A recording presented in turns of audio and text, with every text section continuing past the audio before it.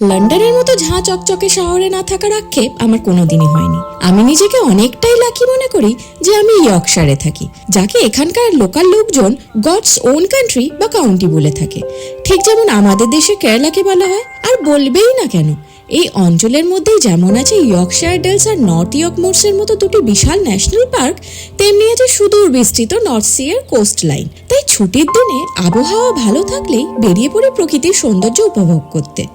শনিবার সকাল থেকেই কোথাও যায় কি যায় না ভাবতে ভাবতে ঠিক করলাম বেরিয়েই পড়ি ইয়র্কশায়ার ডেলসের দিকে। বাড়ি থেকে মাত্র 30 মিনিট ড্রাইভেই ডেলসের এলাকায় চলে যাওয়া যায়। আজ ভাবলাম শুধু আমরা না, বন্ধুদেরও জিজ্ঞাসা করি ওরা যাবে কিনা। ওরা তো শুনেই রাজি হয়ে গেল। বেরোতেই বেজে গেল দুপুর 1টা।